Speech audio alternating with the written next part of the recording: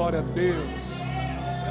Você que vai permanecer em pé, já estava sentado, sentou depois da sétima, também recebe vitória. Quero louvar a Deus, agradecer ao mesmo por essa oportunidade. Que privilégio estarmos aqui nesta casa. Eu sou do Rio de Janeiro, congrego na Igreja Assembleia de Deus do Apóstolo Luiz Fabiano, conhecido como Pastor Luizinho. Lá eu, minha esposa e meu filho estamos há 14 anos somando, cooperando com a obra. E eu quero louvar a Deus pela vida do apóstolo Rodrigo Salgado. Muito obrigado. Que a boa mão do Senhor continue lhe dando saúde, abençoando sua casa, sua família, sua esposa, a bispa Cristina. Deus abençoe. Obrigado. A Gil, que foi a ponte, ela falou que estaria assistindo pela live e vai ser bênção. Olhe para mim aqui, por favor. A Bíblia diz no Evangelho segundo escreveu o Dr. Lucas, no verso 5, que vai anteceder pelo menos 3 versos do que nós lemos, porque começamos no verso 8, que no tempo de Herodes havia um casal esse que a Bíblia vai dar nome de Zacarias e Isabel. E a Bíblia diz que nesse tempo de Herodes não é o mesmo tempo que a igreja era perseguida como Atos dos Apóstolos. A perseguição da igreja não acontece propositalmente nos evangelhos sinóticos, que é Mateus, Marcos e Lucas. Mas a Bíblia vai mencionar para a gente que o primeiro mártir, o martírio que a igreja sofre, é em Atos dos Apóstolos capítulo 7, aonde Estevão vai ser levantado no capítulo 6, como um do diácono da igreja para dar crescimento e disponibilidade da desenvoltura do ministério itinerante de Cristo. Em Atos dos Apóstolos capítulo 7, o mesmo morre. Então a Bíblia vai mencionar para a gente que a igreja está sendo perseguida. A Bíblia diz para a gente em Lucas capítulo de número 1, verso 5, que nesse tempo de Herodes não tinha ainda a perseguição. Que tipo de perseguição é esta? Se cantar eu te mato, se pregar eu te mato, se levantar a bandeira do cristianismo eu mando te matar. A gente vive em um contexto hoje que a gente vai ouvir essa frase: tá ruim, tô no deserto, tô na luta, tô no vento, soprou, o negócio virou para o meu lado. Em todas essas especulações, a gente vai dizer: eu não canto mais, eu não prego mais, não me envolvo mais, não congrego mais, não dizimo mais por causa dessa tal perseguição. Lendo a Bíblia e trazendo para o dia de hoje, nesse dia 8 de abril, é entendermos que o que a gente vive nunca foi a tal da perseguição. O evangelho que hoje nós enfrentamos, ou vivemos melhor dizendo, não é o mesmo evangelho que quem veio antes da gente sofreu. O evangelho de quem veio antes da gente para trazer para nós foi um evangelho de muita dor, de muitas lágrimas. Alguém precisou morrer para a gente chegar aqui. Alguém precisou levantar a bandeira do cristianismo, respirar fundo e não negar o nome do Senhor. Aí a gente usa esse jargão: estou na luta, estou no vento, estou na prova, não consigo me envolver e nem me desenvolver, porque tudo aquilo que eu fiz, o tal do Satanás, o inimigo das nossas almas, da igreja, está se levantando contra a gente. Porém, volto a repetir, o que a igreja do século 21 não sofre é a tal da perseguição. Quando eu cheguei, os obreiros dessa igreja me recepcionaram com maior amor e carinho, e aqui estou tendo a oportunidade de compartilhar com vocês. Não tinha ninguém na porta com um fuzil atravessado dizendo: se cantar eu te mato, se pregar eu te mato. A gente tem o poder hoje pela rádio, pelas mídias sociais, pela blusa, pelo livro, pelo DVD e outras coisas para falar do evangelho. Porém a gente volta na mesma tese pela terceira vez para que você possa entender, mas não é prolixo. A gente vai usar a mesma expressão dizendo: vivo na luta, vivo no vento. Só que luta sofreu quem veio antes da gente. Você lembra de Pedro? Pedro, antes de morrer, ele vai ser crucificado e ele vai dizer: não muda o evangelho que há sobre mim. Andei com Cristo e sei que não sou digno de ser crucificado como mesmo foi. Lembra de João Batista? Ele vai perder a cabeça, mas ele, antes de perder, ele vai dizer: não mudo o sermão, eu continuo pregando a verdade. Você lembra do Cristo que a gente vive com Ele hoje, sente a Ele hoje, te trouxe para o culto, ele precisou passar por uma via dolorosa, carregar uma cruz pelo meu e pelo seu pecado. E chegando na cruz, ele tinha o direito de sair e ir embora, mas ele disse: ainda que se possível for, passa de mim esse cálice, todavia seja feita a tua vontade. O evangelho que a gente vive hoje tem qualquer tipo de nome, mesmo não é perseguição. A gente vê o evangelho mais fácil. Porém o texto diz que Zacarias e Isabel, a idade já está avançada. Então como eles conseguem ser crentes se não estão sendo perseguidos? Entendendo a Bíblia, eu comecei a perceber que tem pessoas que só estão vivendo hoje dentro desse cristianismo, ou dentro dessa cultura evangélica, porque tem a tal da perseguição. O dia que a perseguição parar, tem gente que vai esquecer o caminho da igreja. É por isso que Cristo falou para Pedro: Pedro, sei que tu és pedra, e sobre esta pedra, que sou eu, edificarei a minha igreja, e as portas do inferno não prevalecerão contra ela. Entre linhas, Cristo está dizendo para Pedro: Pedro, não espera o diabo se levantar para você partir para dentro. Isso é defensiva, mas fica na ofensiva. O que é ofensiva? Eu não espero o diabo se levantar para orar. Eu não espero o diabo tomar a boca de alguém para dizer que vai matar a minha casa. Quem vive em fluxo de oração conhece o caminho da revelação. Quem vive no fluxo de oração entende que tem monte, jejum, consagração, vigília. Ele entende que isso aqui não é apenas um culto, é onde Deus reuniu pessoas para a gente entrar numa atmosfera espiritual, ou seja, para as portas do inferno não prevalecer contra a igreja. Me prioriza como dono da mesma, mas não fica de braço cruzado, porque se parar a perseguição, você desvia. Então tem gente que entrou aqui esta noite, que o céu está dizendo para você: você já era para ter saído há muito tempo da perseguição. Eu só não te tirei porque você vai parar de orar. Eu só não te tirei porque você vai parar de jejuar. Eu só não te arranquei porque você vai parar de vir para o altar. Então para uns Deus permite o apertar, mas Deus aperta, mas não mata. Deus aperta, mas traz para o altar. Então Deus nos reuniu aqui esta noite, nessa sexta-feira forte, nessa noite do clamor, para dizer para alguém: cerra os teus punhos, prepara, porque é noite de guerra. Não espera alguém se levantar para você dobrar o joelho de madrugada. Não espera o laço de morte estar preparado, porque enquanto você adora aqui, Ele já está livrando alguém da sua casa. Então esta é a noite que o céu está dizendo para a gente: não espera o levante do adversário para você primiciar o sacerdote, para você ofertar, para você dizimar. Não espera a tua casa virar do lado do avesso para você congregar nessa igreja. Independente do que está acontecendo, eu ainda conheço o caminho do altar. Por quê? Porque independente do levante, forte não é quem faz, forte é quem desfaz. A Bíblia diz que tanto Zacarias e Isabel, Zacarias é sacerdote, e quem é Isabel não é sacerdotisa, mas ela faz parte da linhagem sacerdotal, que é Arão, irmão de Moisés. Então dentro desse contexto, eles não têm a perseguição, porque eles entendem que dependendo de ser perseguido, eles conseguem ser crentes. Eles estão envolvidos. Ele é sacerdote e ele precisa cumprir o ofício sacerdotal. Porém a Bíblia dá detalhe de quem é esse casal. Esse casal que tem a oportunidade de estar juntos, de morar junto e ter a família. Agora não tem filhos, porque a idade desse homem não é propício mais para ser pai. A idade de Isabel também não é propícia para ser mãe. O ciclo menstrual dessa mulher não ovula mais. Ela tem a totalidade da desistência daquilo que ainda não consegue por gerar. Ele, por ser homem e por ser sacerdote, ele não quer se gabar porque tem filho. Ele não quer mostrar para as pessoas que o filho é o melhor. Dentro de uma cultura, sendo um homem e sendo sacerdote da sua casa, ele só queria ter um filho masculino, porque dentro da cultura a mulher não tem tanto valor.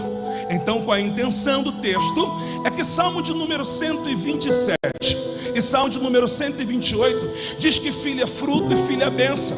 É o salmo da família.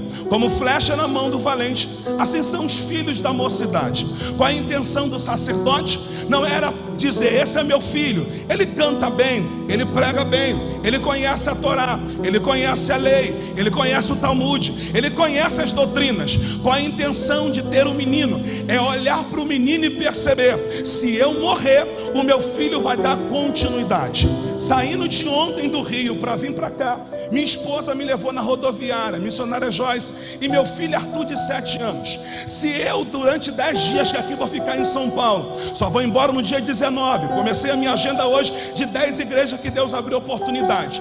Eu não sei se eu vou chegar em casa, pretendo chegar, mas o céu pode chamar a minha senha, como pode chamar a sua senha. Deus pode resolver agora no púlpito lá, Juninho, chega, teu nome, acabou, vamos embora, deixa a dívida para sua esposa. Quando alguém encontrar meu filho, 7 não, ele fez 8 ontem, dia 7 de abril. Quando alguém encontrar meu filho, vai dizer para o Arthur, e o sobrenome é Guerra, vai dizer, Arthur, teu pai era pregador, teu pai já teve 10 DVD gravado, teu pai escreveu um livro com testemunho que Deus deu para ele. Eu conheci teu pai cantava, teu pai tocava, teu pai era um rapaz crente. Alguém vai dizer para o meu filho, mesmo que a psicologia comprova que o seu caráter já está formado depois de 5º ano de idade, e ele já tem 8, já entende muita coisa. Ontem eu vi lágrimas do rosto dele descer dizendo, pai, demora não. Eu digo, calma filho, daqui 10 dias papai volta, eu vou ligar para você pelo menos 3 vezes, e eu já conto um pouquinho da minha família. Só que se eu morrer aqui, alguém vai dizer para o meu filho, o Arthur, a história do pastor Juninho Milagre, que sou eu, não termina nele, termina em você, porque filho é prorrogatividade, filho é fruto. Você lembra de Jó? O diabo está tão endemoniado que se apresenta na reunião de Deus,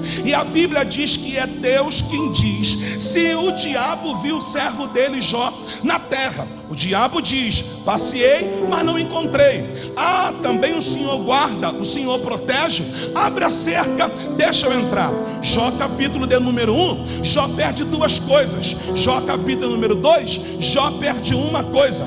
No capítulo 1 que Jó perde 2, ele primeiro está perdendo o gado, a fazenda, aquilo que ele leva para o altar. Segundo, no capítulo de número 1, ele ainda está perdendo 10 filhos. Ele está perdendo 8 rapazes e 2 meninas. Qual é a intenção de Satanás? Já que Deus olhou para mim e disse que eu não posso pegar Jó na curva e não posso matar, eu vou matar filhos, porque matando os filhos a história termina. Só que para vergonha do diabo, Jó enterra 10, mas a restituição de Deus volta. Eu vim profetizar para alguém esta noite chuvosa. Deus está dizendo, ninguém acaba com a tua história, ninguém paralisa a tua prorrogatividade. É por isso que enquanto o apóstolo estava orando e disse que o Senhor estava visitando a nossa casa, Deus me disse no meu espírito, libera isso para a igreja, que enquanto a igreja levanta a mão, Satanás já está perdendo as forças. Eu vou repetir de novo, enquanto você levanta a mão, Satanás está perdendo as forças. Eu imagino o diabo no inferno dizendo, parei Jó. Há quem diga que Jó perdeu tudo. Mentira, Jó não perdeu tudo, porque tudo de Jó ainda era Deus. Ele perdeu coisas, e quem perde coisa não se perde no meio das perdas. Eu imagino Jó dizendo, sofri, perdi, acabou, mas eu entendo que no final da minha história eu ainda tenho filhos para contar. Então libera essa frase para alguém, diga para ele, a tua história não termina em você. O que Deus tem vai pegar na primeira, na segunda e na terceira geração. O que Deus tem para você, para a tua casa, não acaba em você. Então se eu fosse você, levantava as mãos, porque é tão profético que enquanto a gente está aqui, Deus está dando o mistério, oportunidade para alguém da tua casa viver o que ninguém ainda nunca viveu.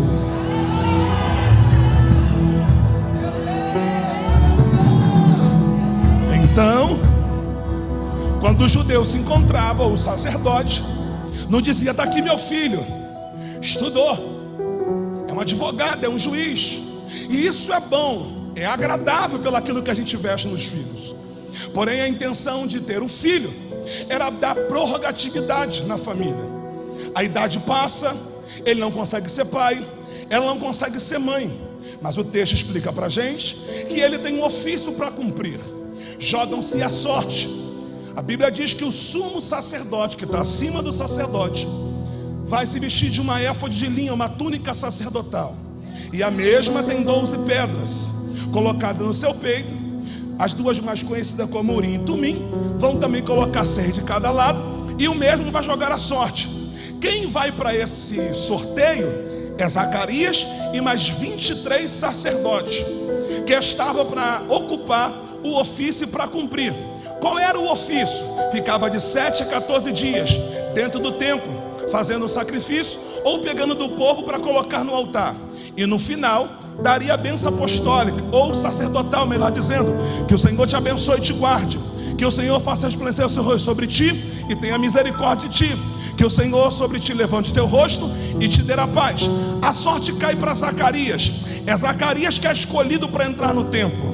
Dentro desse contexto dá para se entender, parafraseando o contexto, que não tem como a gente tentar colocar Deus na parede, porque tem dia que não é a gente que vem para o culto, tem dia que Deus escolhe a gente para entrar.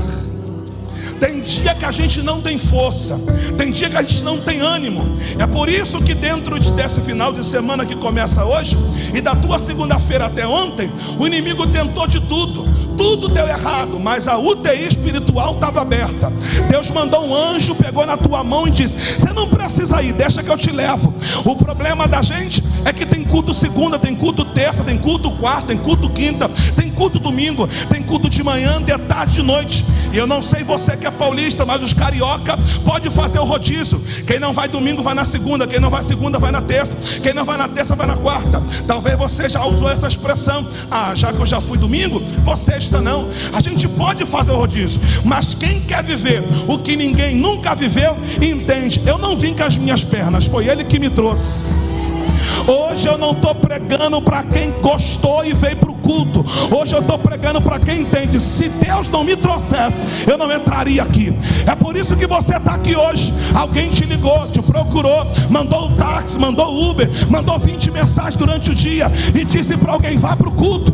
Além de uma igreja muito espetacular, o apóstolo vai orar por você, porque o céu entende que por você estava em casa agora, mas o céu olhou para ti e disse: deita nessa maca, tem sangues espirituais descendo.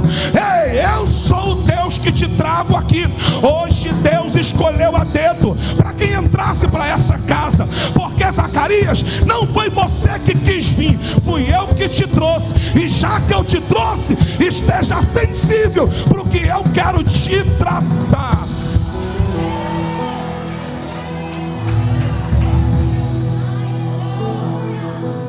Talvez alguém vá usar essa expressão: não tinha para onde ir, fui para o culto. Estava em casa de bobeira, fui para o culto. Não é para isso. Hoje a gente entende que foi Deus que marcou a data. Há um jargão carioca, eu não sei se você conhece aqui, é o famoso cá te espera e cá te aguarda. É mais ou menos isso. Deus colocou uma mesa aqui nesse altar e colocou 2 cadeiras. Uma ele se assentou e marcou uma data, a hora, o encontro, e é hoje, dizendo: senta que eu vou te tratar. Senta que eu vou colocar você na clínica espiritual. Senta que eu vou curar tuas feridas emocionais. Deixa eu te tratar. Você tem tempo para tudo. Hoje o Senhor, eu sou o teu psicólogo, eu sou o doutor por excelência. Hoje eu sou teu pai, porque o que Satanás quer é tirar essa paternidade. Então, já que você veio, senta e deixa ele tratar da tua alma. Zacarias volta para casa e diz para a esposa: amor, eu fui escolhido para ir para o templo. Foi? Então tá bom, vou passar sua túnica, dou um beijo na sua testa e te libero para o altar. Por que Isabel vai liberar Zacarias para o altar? Porque Isabel entende o que é o altar. Zacarias entende porque casou com Isabel. E quando eles, a história diz, a temática do texto, que Zacarias não poderia arrumar ninguém do lado de fora para casar. Zacarias não poderia se esfregar primeiro para depois casar. Zacarias não poderia abrir a marmita primeiro para depois casar. Zacarias é o tipo de alguém que é do altar e entende: eu quero estar com quem é do altar, que entende entenda o que eu sou do altar. De acordo com o costume, Zacarias está me ensinando: se não for desse arraial, eu não posso me casar. Se não faz parte desse convívio, eu não posso me casar. Eu só posso me casar com quem é hebreia, ou faz parte da linhagem sacerdotal, ou que aceita o meu ministério. É por isso que eu não tenho problema de estar aqui hoje ministrando sem a minha esposa e o meu filho. Por mais que eu sinta saudade, ligo hoje, só hoje eu liguei 3 vezes. Eu entendo que quando ela olhou para mim e disse: vai, meu amor, que Deus te use, porque eu entendo que somos uma só carne. Porque tem marido que fica triste por ver a mulher envolvida, tem mulher que fica triste por ver o marido envolvido. E eu te pergunto: é melhor na casa de Deus, de segunda a segunda, do que segurando um copo de cerveja? É melhor ela na igreja, regendo, cantando, marchando e cortando laço, do que te traindo lá fora. É por isso que Deus sabe quem te deu, como pode, e Ele sabe que trouxe. Então valoriza o teu companheiro, a tua companheira, por estar nesse ambiente. Deus nunca aprovou julgo desigual. Deus nunca aprovou isso. Então Zacarias, namora, noiva e casa com quem é do altar. Você me libera, meu amor? Libera. Zacarias está indo para o templo. E perceba-se que o altar que Zacarias vai levantar, só um pouquinho mais baixo, amigo, mas não sai daí não. Perceba-se que o altar que Zacarias vai levantar para Deus, dentro desse contexto, é altar de incenso. A Bíblia diz sobre 3 altares: altar de incenso, altar de animais e altar de cereais. O altar de incenso é o que, pastor Júnior? É a oração e o louvor que sobe como cheiro suave às narinas de Deus. Não se espante o que eu vou dizer, mas Deus não escuta com os ouvidos, Deus escuta com o nariz. Porque Deus não está preocupado da forma que eu canto, do jeito que eu canto. Deus não está preocupado se eu fiz melisma, se eu subi 2 tons. Deus não está preocupado das minhas firulas, porque às vezes eu canto com a boca, mas não consigo cantar com o coração. Então melhor do que você cantar bem é viver aquilo que você canta. Com todo respeito, The Voice Brasil vai, oh meu Deus, The Voice Brasil vai bater naquele botão vermelho e vai colocar quem era e quem não é. Para Deus não tem botão vermelho. Para Deus é: se sobe como cheiro suave, eu recebo. Se não sobe, bate no teto e volta. Quantos de nós já não vimos um cantor secular que canta muito mais do que um cantor crente? Só que a diferença não é quem canta, é quando eu deixo o microfone de lado e vivo aquilo que eu cantei. Então eu estou dizendo para alguém: melhor do que a gente cantar bonito, e é bom ouvir alguém que canta bonito, é entender: se está subindo, ele recebe. Se não está subindo, ele não recebe. Altar de incenso. Segundo altar é altar de animais. Primeiro livro dos Reis, capítulo 18, aonde tem um grande confronto entre Elias, os profetas de Baal e os profetas de Acera, e por detrás Acabe e Jezabel. Quando Elias pega aquele e trata daquele altar, ele limpa, coloca as pedras, vai colocar o cordeiro, vai cortar, imolar, vai aspergir, jogar água em volta e colocar fogo. Independente do que fizeram antes, Elias precisava preparar o altar. As 12 pedras aqui, elas tinham de encaixe, porque eram as 12 tribos de Israel ou de Jacó.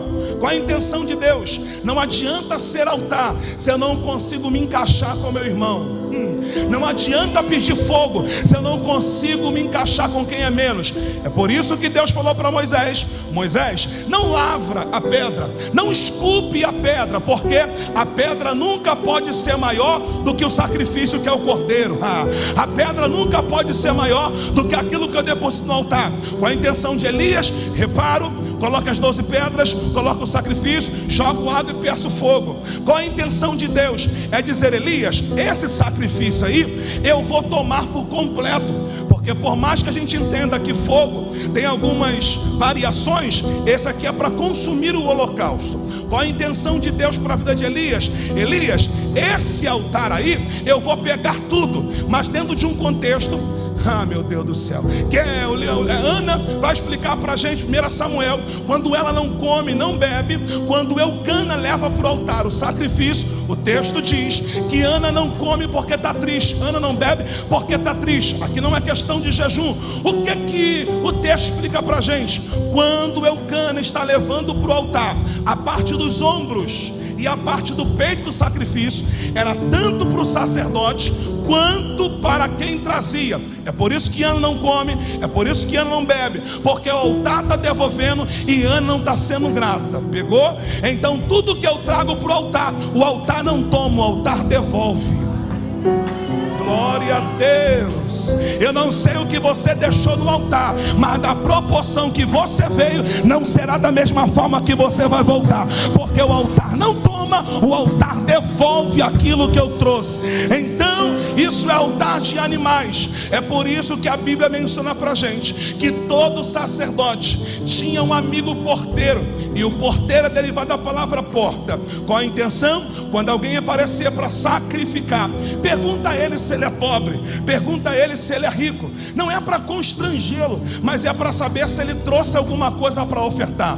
Entre linhas, o sacerdote está dizendo para o porteiro: explica para quem vier para o culto que não tem como vir de mãos vazias, não tem como cultuar de mãos vazias. Se ele é rico, ele pode trazer um animal, ou uma ave grande, ou um animal de porte pesado. Mas se também ele é pobre, ele consegue trazer um animal ou uma ave de porte pequeno. Qual a intenção do sacerdote? É a famosa frase do carioca: é deixar a tal da deixa. Entre linhas está dizendo: isso é um segredo, porque não tem como entrar na presença do rei e não trazer presente. A minha pergunta para alguém é: como que a gente entra nesse culto e não tem oferta, e não tem glória? Pastor Juninho, você está falando de dinheiro? Não. O problema é que a gente grita mais gol do Flamengo, do Vasco e do Botafogo do que glória a Deus e aleluia.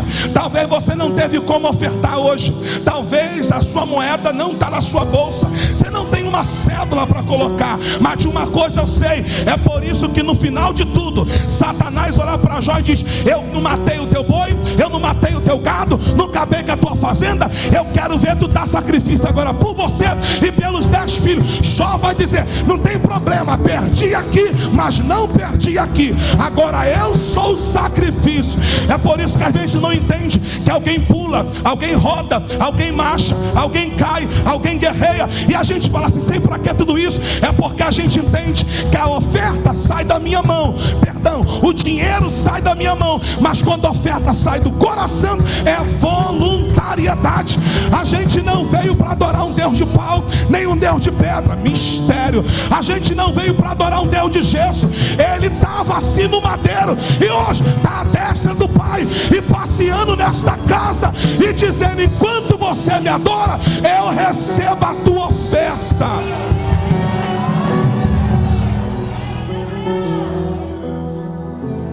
Não tem como entrar diante da presença de Deus e não trazer nada. Pastor, eu não tenho dinheiro. Você tem glória? Traz glória. Pastor, eu não tenho um cheque, eu não tenho nada. Não tem problema. Você trouxe o que para o altar hoje? Porque na nossa casa a gente quer ser sanguíneo, a gente quer gritar com os filhos, quer gritar na vizinhança. Aí dentro da igreja nós queremos ser fleumático. Não, porque Deus não é surdo, Deus não é, os teus filhos também não são. Deus não é surdo, também o teu marido não é. Porque em casa você grita, aqui a gente quer viver uma vida, o que não vive. Deus está dizendo para alguém: quando você entrar daquela porta para dentro, entenda que se não trouxe oferta, dá tempo de casa. E eu não digo só de dinheiro não, tá gente? Eu digo de corpo, alma e espírito. Glória a Deus. Até porque o Velho Testamento não tem a palavra culto, tem no hebraico a palavra avodar. O que é avodar, pastor Juninho? Avodar quer dizer trabalho. Então Deus não olha para a gente como que eu faço aqui dentro, porque eu estou pregando agora. A importância para Deus não é que o pregador tem mais do que o porteiro. Para a gente, o pregador se destaca mais do que a tia da salinha. Para a gente, o pregador se destaca mais com quem limpou o banheiro quando você chegou. Para Deus não. Para Deus é quem trabalha, recebe. Para Deus é ou trabalhando no altar, ou trabalhando na portaria, ou limpando o vômito da irmã. Para Deus tem o mesmo peso. A gente é que coloca alguém superior do que nós. Só que o céu está dizendo: a mesma honra de quem prega é de quem limpou a igreja para você sentar. A mesma honra que eu estou pregando são os amigos que estão me acompanhando no som. A mesma honra que eu estou pregando são os amigos que estão na mídia. Deus está dizendo: o importante é trabalhar. Trabalhou, recebeu. Não trabalhou, não recebe.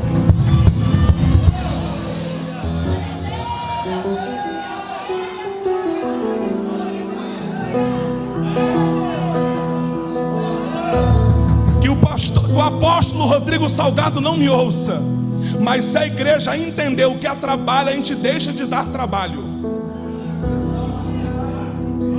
Porque para uns, o que dá destaque com o microfone na mão.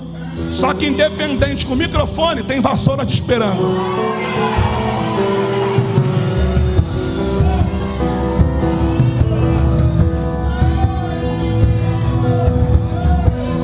Alguém não está precisando de profeta para esta casa. Alguém está precisando de uma pessoa só para apagar a luz no final. E eu não falo de pagar em dinheiro, é colocar a mão no interruptor. É só alguém para dizer: pode ir à porta, deixa que eu fecho a igreja. Isso é trabalho. Eu vou chegar antes e vou embora depois. A gente faz isso para os homens porque eles pagam a gente, mas não conseguimos fazer isso para Deus. A gente dobra no trabalho, trabalha, ainda diz: se não me pagar eu boto na justiça. Deus, como não deve nada para ninguém, está dizendo: me trabalha que eu te honro. Trabalha que eu honro. É por isso que alguém está tentando entender porque você ganha menos do que o teu amigo e você tem coisas melhores, porque você priorizou o altar. E eu entendo que se eu priorizo o altar vai me priorizar.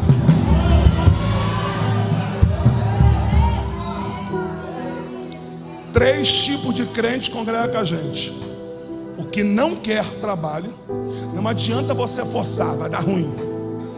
Segundo, o que quer trabalhar, aonde você coloca dá certo.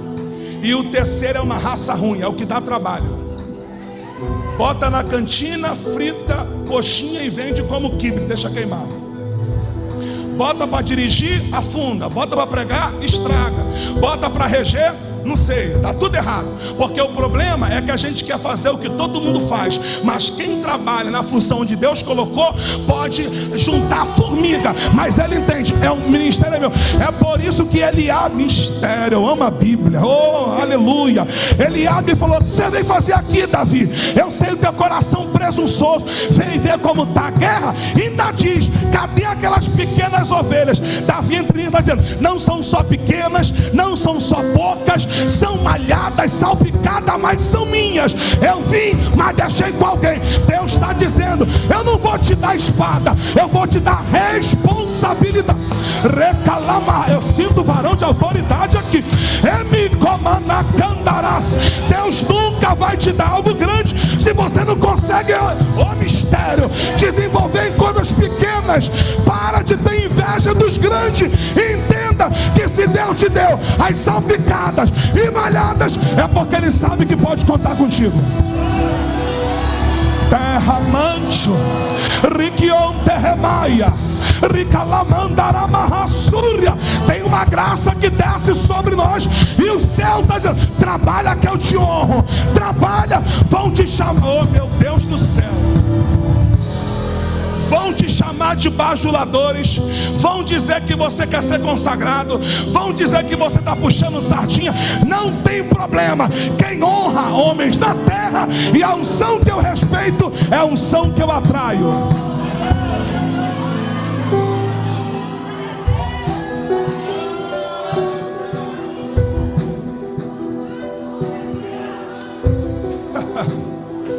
Altar de incenso, altar de animais e agora altar de cereais. O que é altar de cereais, pastor Juninho? Altar de cereais é aquilo que se planta, a terra devolve. Todo judeu não é bobo e entende que independente se Deus vai devolver o que se plantou ou a terra produz o que eu coloquei na mesma, eu já vou votar e agradecer. Volto para a amiga Ana. Você lembra o que ela disse na oração? Durante 8 anos, ela está vendo os filhos de Penina crescerem, porque Penina vai ter 8 filhos. Quando chega na vez de Ana, Ana está dizendo: hoje eu não vim pedir no altar, hoje eu vim te dar. Eu imagino Deus dizendo: você veio o que, Ana? Hoje eu vim te entregar. Eu imagino Deus: entregar o que você nem ganhou? Por isso mesmo, se o Senhor me der, e me der a oportunidade de gerar, eu só gero no meu útero, mas o filho é teu. É por isso que eu concordo de voto, de primícia, de oferta, de algo voluntário, não forçado ou estrupado. É o que a gente entrega por amor, voluntariamente, porque eu entendo que tem coisa que Deus abre antes de ter porta e chave. Aí alguém vai dizer: você nem está trabalhando e já ofertou o primeiro salário, porque Deus falou que vai abrir a porta. Teu filho não está nem cantando nos jovens e tu já mandou fazer a roupa do uniforme, porque isso é fé. Ai, Deus nem assinou tua carteira e tu já vai passar no Guanabara para comprar carne. É porque Deus está dizendo: faz primeiro para mim, porque depois eu faço por você.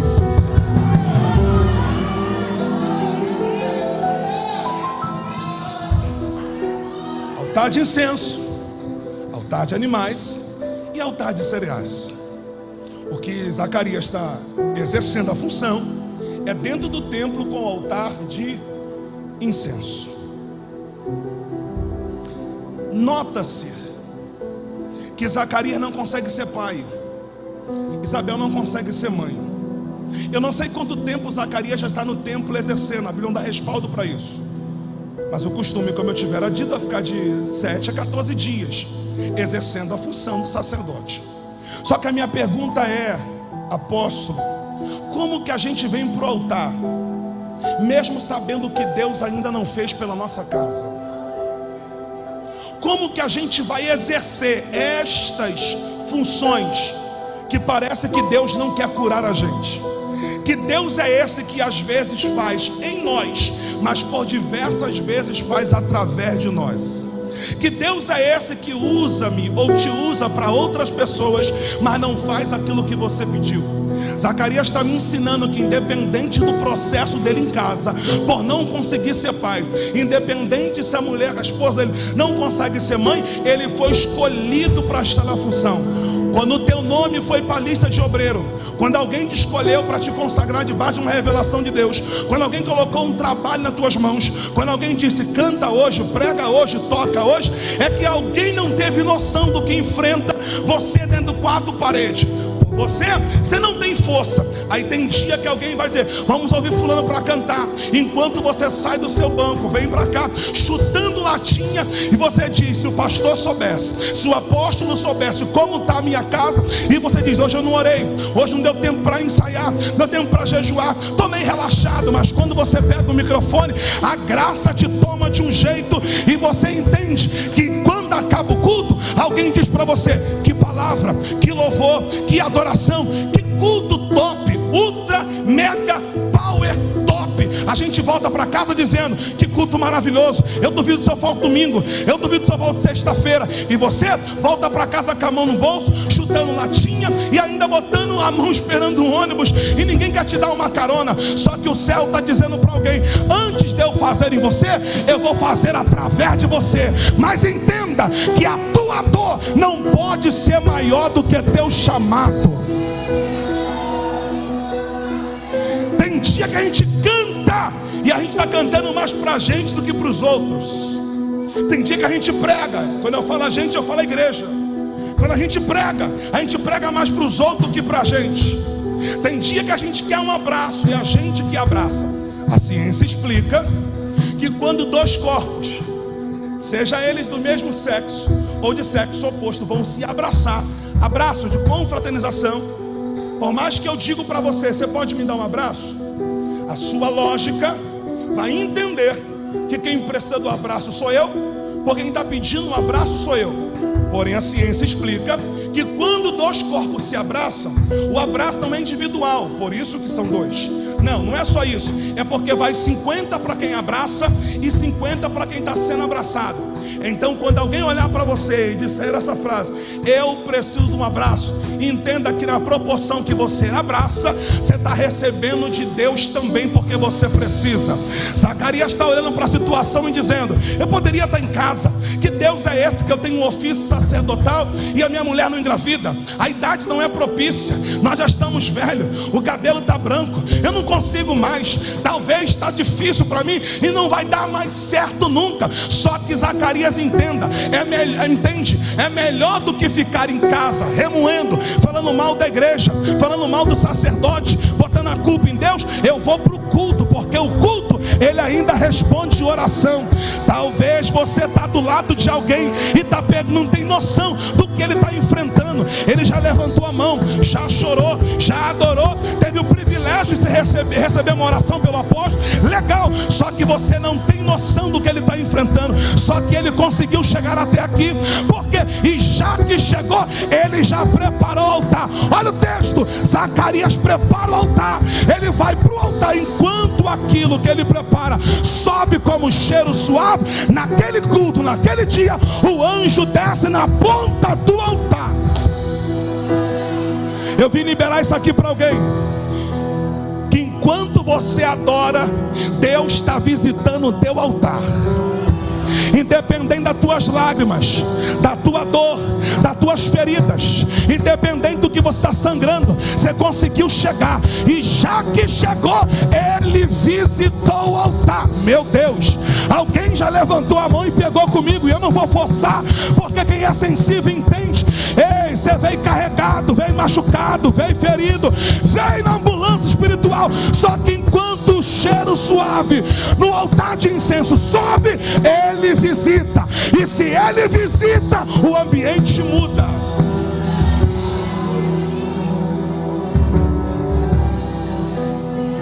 Você consegue fazer para mim?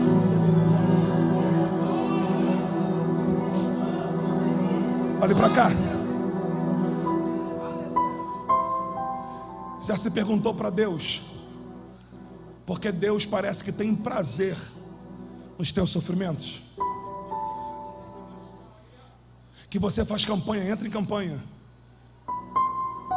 e você não consegue ver o seu filho, o seu marido, ninguém da sua casa, só você. Você vê todo mundo contando testemunho, e você diz: eu? Não é que você quer parar, não é que você quer murmurar, não é que você quer voltar para o mundo da onde você veio. Só que você entende, nós somos seres humanos, isso aqui é feito de carne. Zacarias está me ensinando, apóstolo, que independente se Deus não fez na casa dele, enquanto ele trabalha na casa de Deus, Deus trabalha na casa dele.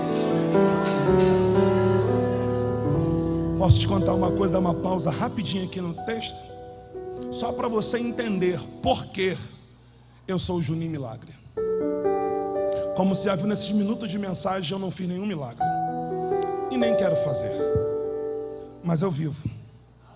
Se Deus me permitir, dia 20 de abril agora, eu vou completar 37 anos de idade. Com 12 para 13 anos, eu levantei a mão para Jesus. Talvez a minha família foi um pouco diferente da sua, porque eu sou o caçula. O do meio, pela medicina, retardamento mental, parece uma criança. O mais velho não soube lidar com a separação dos pais. Resolveu ficar 4 anos preso e 2 anos gerenciando a boca de fumo. Meu pai saiu de casa, eu tinha 6 anos, entrou na minha casa, na nossa casa, e encontrou um outro homem na cozinha da nossa casa, beijando a minha mãe, que é o meu padrasto até hoje. Alcoólatra de último nível. Então você pensa, o pai saiu de casa, eu tinha 6 anos. O do meio, é o que a medicina comprova, é o laudo, retardamento mental. O mais velho achou que era dono de alguma coisa de boca de fumo, que nunca foi dono de nada. 4 anos eu visitando presídio com a minha mãe para tentar resgatar o meu irmão. Minha mãe tomando remédio de tarja preta. Eu era o único perfeito. Entrei na igreja com 2 bolsas de mercado. Não era de comida, era da medicação da minha mãe, com esse histórico. E falei para o pastor do culto, com 12 para 13 anos: só pode orar? Porque a minha família está assim, está assim, assim. Antes de eu passar para ele, Deus já tinha tomado pessoas dizendo que a minha história ia mudar, só precisava de mim, ou para que eu me posicionasse. Fiz 13, eu já estava tocando teclado, eu já estava cantando na igreja. Minha mãe, com toda a dificuldade familiar, Ela foi no meu batismo fumando e voltou fumando. E eu disse para ela: não tem problema não, mãe. O importante é que a senhora participe do meu batismo. Eu vou te honrar pelo resto da vida, independente do que a senhora faça.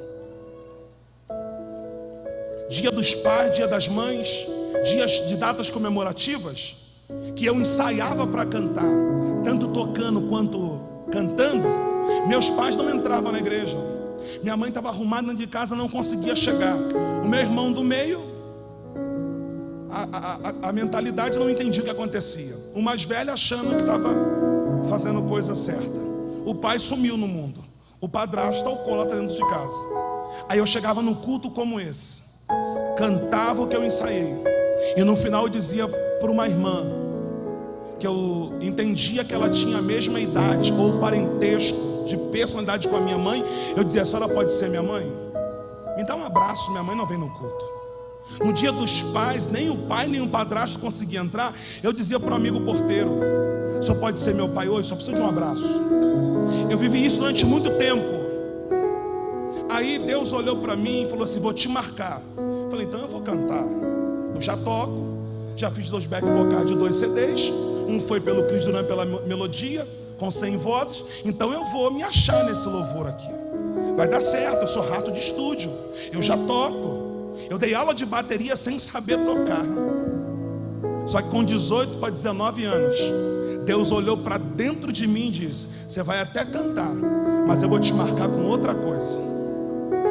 Eu estava com laudo, e o laudo que estava na minha mão estava escrito que o paciente acima, já sendo crente, já tendo intimidade com Deus, já tendo cargo na igreja, que o paciente acima estava com uma doença incurável.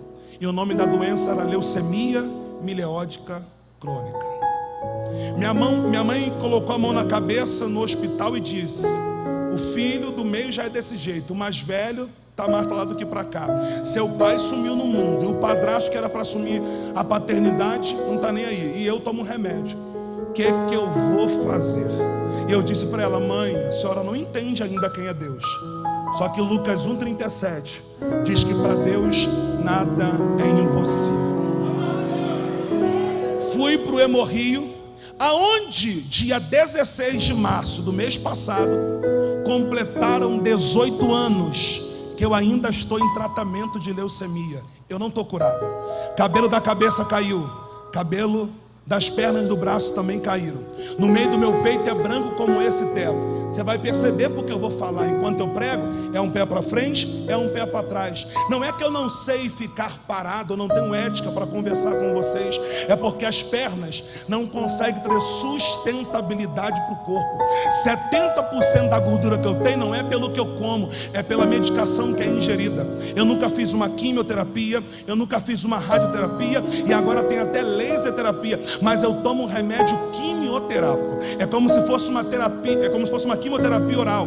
Eu tenho que ficar 2 horas sem comer, ingerir bastante água, tomar a medicação, que é uma quimioterapia, e só posso comer alguma coisa depois de 2 horas. Tem dia que eu não levanto as mãos, tem dia que eu não levanto os pés, tem dia que eu não consigo brincar com meu filho no condomínio onde a gente mora, minha casa, minha vida, minha luta, minha vitória. Tem dia que eu não consigo brincar com ele de futebol, pegar ele no colo, botar na carcunda. Não é porque eu não quero, é porque por mais que eu tenha aparência e sou um adulto, que eu vou ter 37 anos, os meus ossos por um tempo ficaram em estado de putrefação por causa da quimioterapia. Quando eu descobri, eu emagreci 20 quilos. O terno parecia um edredom. O boato era: que Deus é esse que cura todo mundo e não cura o Júnior? Que Deus é esse que permitiu? 18 anos completaram agora, dia 16 de março. Tem dia que são 4 de pirona de 500 ou 3 paracetamol 750. Tem dia que eu estou mais deitado que sobre os pés, porque não consigo ficar em pé.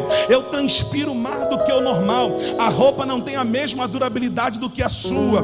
Meu corpo é febril. Para um leucêmico, depois do baço estragar e o meu está intacto, não precisou mexer, a febre mata. Chega no Hemorrio e pergunta: Covid? Tranquilo, a gente resolve. Deu febre interna, em Em 18 anos eu nunca recebi uma bolsa de sangue. Em 18 anos eu nunca recebi uma quimioterapia na veia. Em 18 anos eu nunca fiquei internado. Em 18 anos eu estou dando a morte na volta, dando a volta na morte, e a morte perguntando: como que você consegue? Aí está aqui no meu livro: a minha dor não é maior do que meu chamado. Qual é a tua dor? Eu tenho câncer. E qual é o teu chamado? É vir para São Paulo dizer para você que independente se ele fizer, ele continua sendo Deus. Escuta para tu dar glória direito. Alguém disse para mim: apóstolo, para de pregar, você não está curado. E outra coisa, teu nome não é Juninho e nem Milagre. A gente entende. E ficou o vulgo. Qual é o teu nome? Clóvis Júnior. Eu disse: mas há 18 anos, quando alguém disse para mim que eu era Milagre, pegou o Juninho que a família chamava e botou Milagre. Nos 10 DVDs, Juninho Milagre. Botei o nome no livro e botei Juninho Milagre. A pessoa disse: para de cantar, para de pregar, porque Deus não fez em você e você não é milagre. Deus olhou para mim e disse: bota essa frase dentro do livro. E qual é a frase? Nem sempre o milagre é cura. O milagre está vivo, porque a cura é só um detalhe. Vou repetir: nem sempre o milagre é cura. O milagre está vivo, porque a cura é só um detalhe.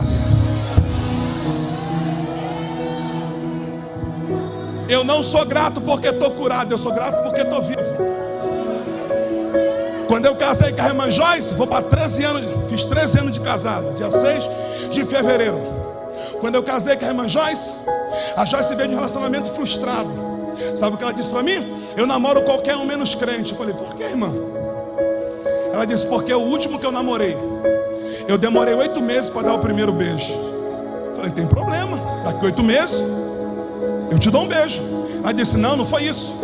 Ele era crente igual você, pregador igual você, e era empresário. Eu falei: ainda não sou, mas eu tomo posse. Só que ela disse: Deus me deu um sonho com ele, e no sonho eu contei o que eu vi. Ele me desmentiu, ela contando para mim. E eu fiquei com trauma. Eu namoro qualquer um menos crente. Falei: que sonho foi esse? E que trauma foi esse? Ela disse: eu contei para ele que ele estava me traindo, que eu vi a mulher no carro, eu vi a aliança no dedo dele e vi a menina no carro dele, a filha. Ele disse que era mentira. Júnior, naquele dia que ele saiu na mesma empresa do que eu trabalhava e parou no centro do Rio, eu saí algumas horas depois, peguei um outro ônibus, soltei lá naquele relógio no centro do Rio. Deus me fez olhar, e não era visão, era a visão do que eu tive no dia anterior acontecendo. Ele dirigindo, a mulher do lado, aliança no dedo e a filha sentada. Falei: como assim? Júnior, ele era tudo isso, só não era crente de verdade. Ele tirava aliança para me namorar. Eu falei: eu não sei o que esse Satanás fez contigo não, minha filha, mas me dá uma chance de conquistar você. E ela falou: e outra coisa, Deus falou comigo. Eu falei: falou o quê? Que eu só namoro alguém que não tenha filhos e que também seja virgem. Eu falei: minha filha está aqui, teu, tudo é teu. Em 2 anos, namoro, noivado e casamento, chegamos no altar, os 2 virgens. Pastor, isso está fora de moda. O que não está fora de moda é você concordar com essa servergonhice dentro da tua casa. Santidade ainda preserva o altar. Deus falou pra gente: não caia antes do tempo, não abra a marmita antes do tempo. Me honra na escuridão, que eu vou honrar vocês na clareza. Eu libero isso aqui para quem está esperando no Senhor. Me honra na escuridão, que eu vou te honrar na clareza. Mas todo mundo faz, você não é todo mundo. Chegamos no altar, eu só comprei um sapato para casar. E pobre sempre como fui, não de alegria, muito menos de Deus, eu comprei um sapato na de Santini 3 vezes de 10 no cartão dos outros. Estou pagando até hoje. Mas casei, magro, leucêmico. Todo mundo dizia: vai casar, ele vai morrer. E quando os TDB da vida das redes sociais mostram, eu falo: Deus, já fui desse jeito, que graça e misericórdia o Senhor me deu hoje. Chegamos no altar, olhei para ela e ela olhou para mim e falei: valeu ou não valeu a pena, minha filha? A gente não se esfregar antes do tempo. Foi um culto, porque casamento de crente é culto. Não tinha música secular, tinha a presença de Deus. Meu sogro não sabia se abençoava ou se marchava no poder. A irmã não sabia se estava lugar ou limpava vidro, mas foi culto. Quando acabou, tinha envelope na minha mão, carro na porta, e ainda disse: já preparei a lua de mel, só entra porque eu vou te dar tudo. Deus falou: lembra que eu disse? Me honra na escuridão que eu vou honrar na clareza. Deus ainda prepara tudo. Fomos para a mesma casa morar numa Cristonete. Cristonete. Joyce olhou para mim e falou: Júnior, eu aceitei o que Deus falou comigo para casar com você. Eu namorei contigo, noivei com você e casei com você. Estamos construindo junto. Aceitei e entendo o teu chamado. E sei que Deus vai fazer milagre através de você. Sei que você tem um câncer, mas estou disposto a passar com você por tudo isso. Só que agora eu quero contar a minha história para você. Eu falei: que história? Ela diz: eu tenho um útero introvertido. Eu falei: o que é isso? Útero virado.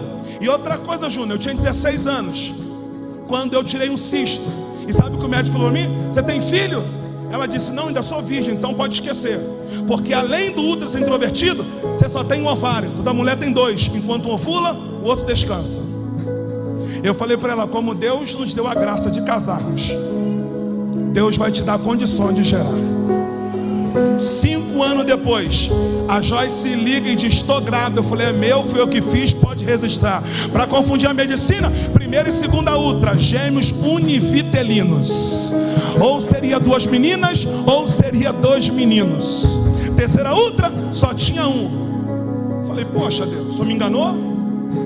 Pai de gêmeos, não, pai de gêmeos. E Deus falou: fique em paz, teu filho vai valer por 2. Eu falei: Arthur nasce de 7 para 8 meses, porque o sangue não bombeava o suficiente para Joyce e o bebê estava entrando em morte fetal.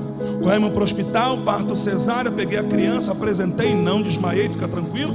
O médico pegou da nossa irmã e falou assim: sua esposa vai ficar aí, amanhã ela vai embora, mas o menino não vai embora agora não. Eu falei: por quê? Porque nasceu prematuro, 3 quilos alguma coisa. Eu falei: tá bom, vou lá falar com a minha esposa e amanhã a minha esposa vai, e creio que o menino vai sair dentro de no máximo 3 dias, que é o normal. Meu filho ficou internado 15 dias sem precisar ficar, porque para cada dia neonatal ganhava 5 mil do plano de saúde, só para meu filho ficar lá. No 15º dia, neonatal pegou fogo para matar meu filho, 14 crianças, 3 médicos e 2 mães, inclusive a Joyce. Eu embaixo, aconteceu no 2º andar, passei pelos bombeiros, encontrei Joyce, aquele pedaço de criança enrolado no pano, e ela disse: o diabo não teve aonde entrar.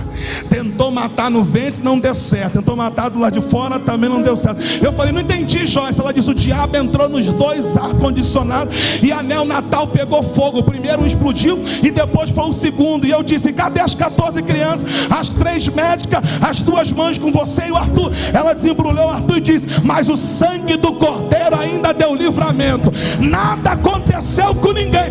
Eu disse para ele: vai liberar a criança ou vai deixar pegar fogo? Eu concluo aqui. Assinando o termo para levar a criança, a médica falou: mãe. E a gente olhou para trás e falou: pois não, médica, seu filho está bem, não está? Tá. Está com saúde? Tá. Só acompanha, está tudo tranquilo. Só que seus exames acabaram de chegar para a gente. Não só é um útero introvertido, não é só um ovário. Você teve diabetes gestacional, porém a diabetes aflorou na gestação. E a idade do meu filho hoje, que completou ontem 8 anos, é o tempo que a minha esposa é diabética. Só uma injeção que ela toma na barriga chamada Victosa custa 490, 560. Fora a medicação. Há 3 anos atrás o médico perguntou para ela: se jogou vôlei ou jogou futebol? Ela disse: por quê? Porque os teus ossos estão desfarelando, vou engessar o dedo da mão e o dedo do pé. Eu já vi minha esposa desfalecendo, segurando meu filho no colo, porque o pâncreas não produz insulina, vai a 40 como vai a 400. Aí no capítulo 8 do meu livro, eu falo da maldição hereditária que foi quebrada. Porque no capítulo 8 eu digo que o pai, que sou eu, fiz o Arthur, e o Arthur foi gerado por um pai leucêmico. A mãe é diabética. A Joyce gerou o Arthur em uma diabetes. Sabe o que a medicina diz? Que uma criança que tem os pais, qualquer tipo de doença, ainda mais o grau da leucemia e da diabetes, o Arthur tem como desenvolver ou ter nascido com a diabetes ou com esse sangue ruim.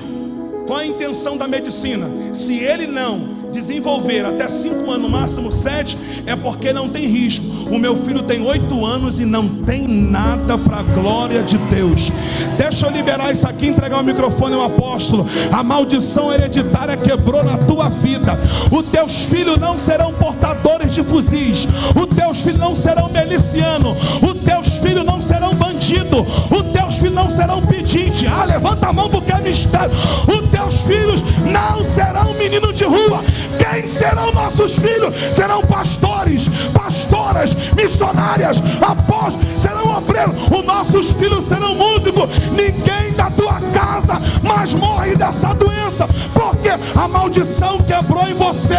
Os nossos filhos serão advogados, juízes, médicos. Deus está nas condições para você ir na formatura, colocar no colégio particular, porque a maldição quebrou em você.